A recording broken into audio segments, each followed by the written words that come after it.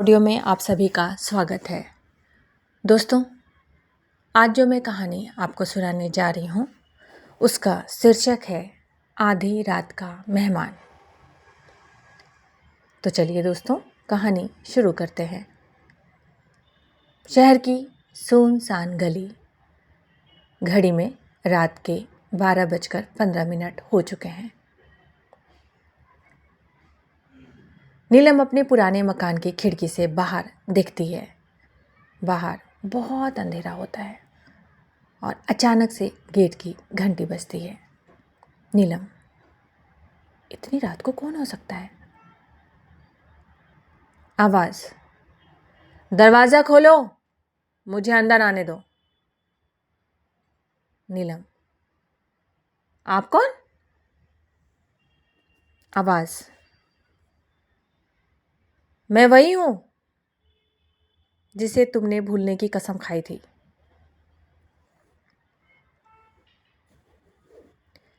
नीलम के पैरों तले जमीन खिसक गई।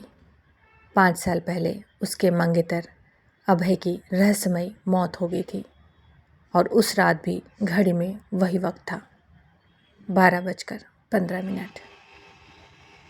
खिड़की से देखा, सचमुच वही था।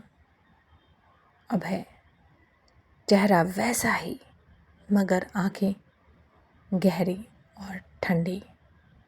नीलम, नहीं नहीं नहीं नहीं, तुम तो मर चुके हो ना? अभय, मरे हुए लोग लौटकर भी आ सकते हैं नीलम, तुम्हें अपना अधूरा वादा याद दिलाने। नीलम समझ नहीं पा रही थी कि ये सपना है, भ्रम है या कोई सचमुच उसकी जिंदगी का सबसे डरावना सच सामने आ खड़ा है। नीलम दरवाज़ा खोल देती है और उसके बाद कुछ ऐसा राज सामने आता है जो उसकी ज़िंदगी बदल देता है। नीलम कांपते हाथों से दरवाजे का कुंडा खोल देती है। दरवाज़ा धीरे धीरे चरमराता हुआ खुलता है और अभय अंदर कदम रखता है।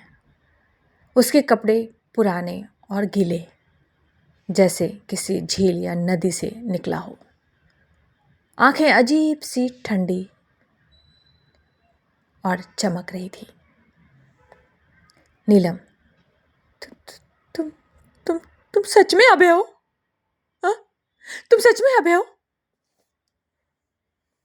अभय, हाँ नीलम, वही अभय जिसे तुमसे शादी करनी थी।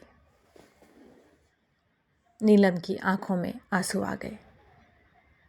उसने कहा, लेकिन तुम्हारी तो मौत हो गई थी ना? तुम्हारी तो मौत हो गई थी ना उस कार एक्सीडेंट में? मैंने खुद तुम्हारी अंतिम संस्कार देखा था। अभय मुस्कुराया, लेकिन उस मुस्कान में दर्द था। अभय, मौत तो हो गई थी, पर सच कभी नहीं मरा। उस रात कार एक्सीडेंट नहीं हुआ था नीलम, मुझे मारा गया था। नीलम, क्या क्या क्या बोल रहे हो? पर ये किसने किया था ये? अभय की आवाज, तुम्हारे अपने घर के किसी ने। और अब मैं लौटा हूं तुम्हें सब बताने। तभी अचानक खिड़की से आती हवा के साथ घर की बत्तियां टिमटिमाने लगी। माहौल और भी भयानक हो गया।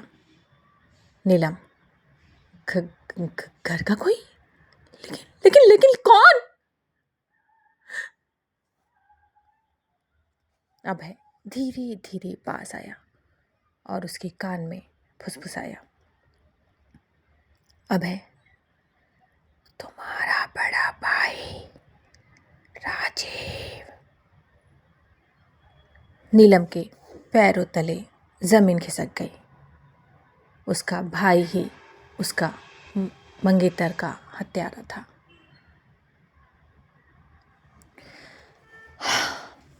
तो दोस्तों, ये कहानी कैसी लगी?